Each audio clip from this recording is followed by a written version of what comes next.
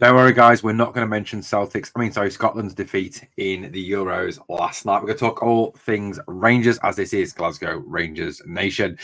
Well, it is unfortunately a bit of a disappointing video to make today.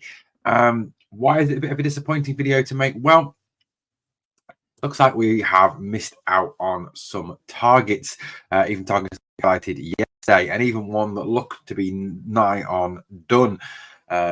I'm taking the blame for that. I'd already made the thumbnail. We're saying Rangers signed this player. Looks like it might not be happening thanks to our former manager, Gio van Bronckhorst. But we're going to talk a little bit about what this means and how, no matter what is happening at this moment in time, it's still very early days. With the Euros going on, obviously things will slow down. We'll talk about that near the end of the video. So please, obviously, hang on to the end of the video and find out a little bit about what this means for Rangers going forward. Well, yesterday we talked about the revisiting of a move for this man, Nathaniel Adijei from Hammurabi, who had been on loan at FC Lorient. Now, he'd gone to FC Lorient on loan in January with an obligation to buy. That's the same as what we have got for Mohamed Diomande and Oscar Cortez. A bit like buying a player on Tik. A bit like buying, like when you go and buy your car, don't you? You pick your car out in the showroom. Unless you're very rich, and you shop somewhere like GVE London, you are more likely to go and say, well, I'll have that car, but I'm going to pay so much per month or so much per year towards that car. And it's the same with these players. Now, Adijei went to Lorient, FC Lorient, who were playing at that time in Ligue 1 in France, and had the obligation to buy. Now, the obligation to buy, if you read the small print of the contract, apparently stated that the obligation to buy would be activated if FC Lorient survived relegation. Now, Lorient did not survive relegation and were, in fact, relegated to Ligue 2.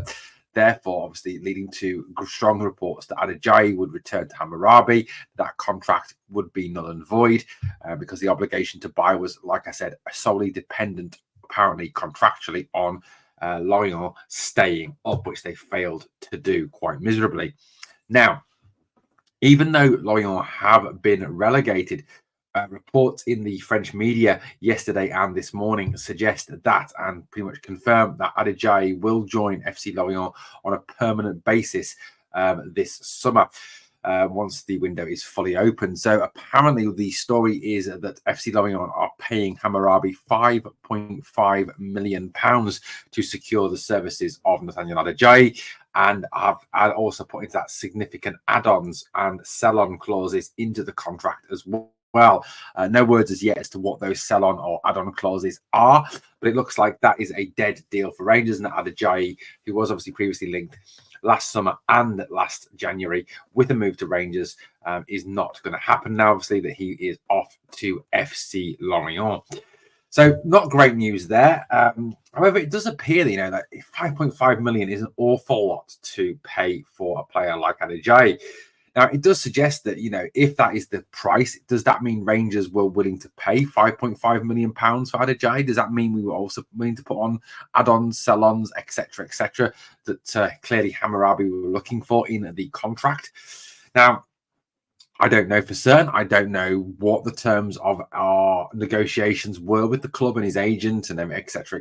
I don't know where the negotiations were at. All I know that it was strongly suggested in the media, not denied, that Rangers were back in for him. Now, like I said, some official club partners seem to be reporting it as well at that point. Now, it does, of course, raise an interesting question, doesn't it? That if Rangers were willing to pay 5.5 million for Adijei, is that the board showing some ambition towards actually strengthening this squad? Is there actually really genuinely money there this summer to actually spend on players? I know Rangers have obviously paid limited amounts so far for Jephte and for Cortez. Cortez is a loan with an option to buy. There will, of course, have been a loan fee to pay up front. Whenever you sign any player, it's not on loan. It's not a cost-free process. There is, of course, a signing on fee. There is, of course, wages. And there's also what is called a loan fee. That loan fee is subtracted from the transfer fee if you are going on to buy them on an obligation to buy contract. So whatever the initial loan fee, say it's 2 million or 1 million, we subtracted from the 4.5 million that Lens are looking for Cortez. So it appears that, like I said, the Adijei deal is now dead. Now, this is obviously another setback. Now, does this mean that Rangers will go back to and turn their attention to the likes of Thomas Gedalmes, obviously, who that is another story that continues to rumble on. Still no movement on that one. There's Damian Garcia. It appears, I don't know, it's just in recent weeks, there appears to have been a lot of disappointment in terms of players that have been rumoured or strongly linked with the club. Reports coming out of the club via club partners, via others, that Garcia was very close, that XYZ was very close, but then it all falls apart. So, it is slightly concerning times, certainly, for Rangers that is the case. But I think, overall, it's about patience. It really is. Like I said on yesterday's video, it's all about patience for me. But, Garcia, in terms of that, there's no confirmation yet that he's actually signed that Penarol contract. Connor Barron, apparently, it looks like next week he will make the decision on where he's going to play next season. No doubt the sheep fanciers from up north will obviously try and charge us as much money as possible. I was actually talking to one of their fans the other day. Jesus Christ, my goodness me, they're nearly as bad as Celtic fans. Nearly, not quite, but nearly. Goodness me. I can't say the word I really want to say about him. But look, Adijei deal is now dead and gone. Now, the other obviously strong link was with Yusuf Kabadai, the Bayern Munich youth winger who spent last season on loan at Schalke 04 and was exceptionally impressive. However, it was reported that it was very close to Rangers agreeing a deal with Kabadai. They looked pretty much done and dusted, and it was all down to dotting the I's, crossing the T's, etc., etc. However, there now appears to be another fly in the ointment, this time with the Kabadai deal. We'll talk about that, and we'll talk about what the questions this raises. Now, according to reports in the Turkish media and in the Scottish media, Giovanni Bronckhorst, who is, of course, the new head coach at Besiktas, has moved for Kabadai, and it's thought that he is now in pole position to secure the services of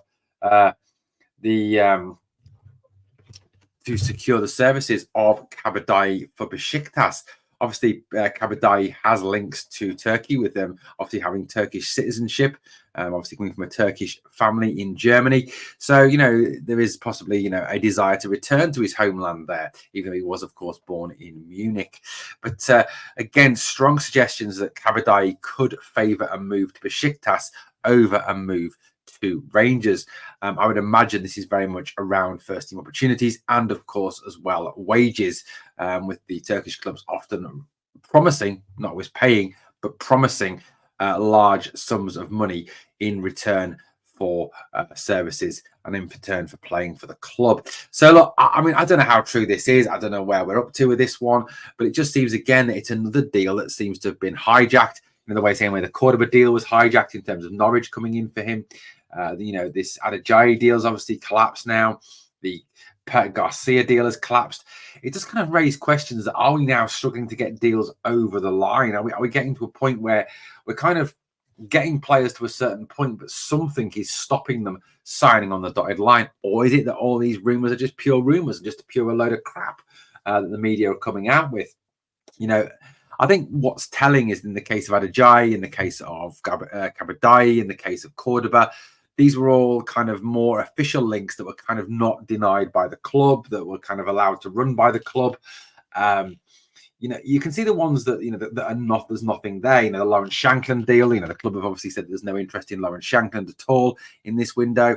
So, look, I think, there's some truth. I think, there's a saying, isn't there? There's no smoke without fire. And I think, in case of the Adijei deal, in case of the Kabadai deal, and in E, in case of the Garcia deal, the Cordoba deal, I think there was something in those, and it just appears that, after that initially very good start to the window for Jefte, for Cortez, it appears to be falling apart a little bit, and we can't seem to be able to get these players over the line. Now, look, I'm not panicking, I'm not worrying, it's the end of the day, it is the start of the window. Okay, the window is only just opened. In terms of the transfers, in terms of free agents, in terms of signing players out of contract.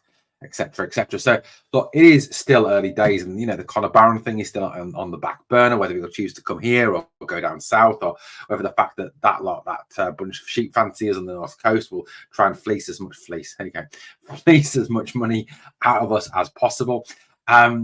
Make scupper the deal, because we all know that Aberdeen hate us, and for some unknown reason, even though that we don't really care about them.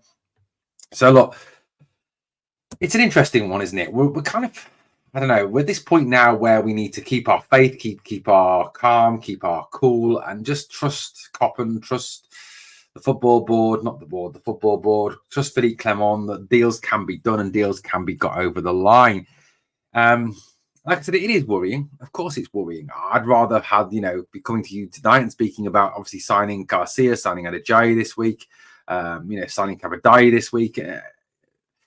But it looks like, that is not going to happen now. And like I said, we'll obviously, it does appear, though, that this is not a kind of situation like a Michael Beale situation, with the centre back last summer, where we had one player in mind. That player fell through and that was it. There was nothing else on the list.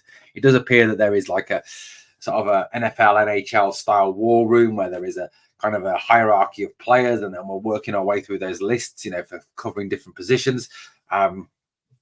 But it is early days. It is exceptionally early days. And I know the club have talked about wanting to get these players in as soon as possible, ahead of the Champions League qualifiers, ahead of ahead of August, get the players in ahead of pre-season, get them in as soon as possible to work with Philippe Clement and his staff to develop them, to bring them into the Rangers way. And I know that's all in there. I know the club will do whatever it can to do that. But like I said, it is still early days. Like the Unciala deal, it could even come out of left field with deals, because that one was kind of not even talked about in the media, and then suddenly it was announced. So it could be that Rangers are working on targets, and things will come through towards the end of this week. Still Saturday, Sunday to go, Saturday today, and at the end of the day, it could be that next week there is something coming up. We've just got to have faith and patience in Coppen, in Clement. I will continue to obviously raise questions about the board and their aspirations and their funding and so on and so forth. You are perhaps a little bit more confident with them talking about paying the money for Rahmani. They're paying the money here for Adijei. Obviously, that hasn't gone through with Adijei, but there clearly is money there, which is kind of reassuring. But it's early days, guys. It's still early days, and we have to have patience. We have to have perspective on this. We are at an early stage in this window. Look, if we're still having these same conversations, in sort of towards the end of July, then yes, we do start to need to worry and be concerned as to where we are with this rebuild. But we are not there yet. Guys, let me know what you think of the stories we've covered in this video today. Thank you for watching Glasgow Rangers Nation, guys. As always, please do two jobs for me. Number one, smash that like. Number two, remember always, we are the people.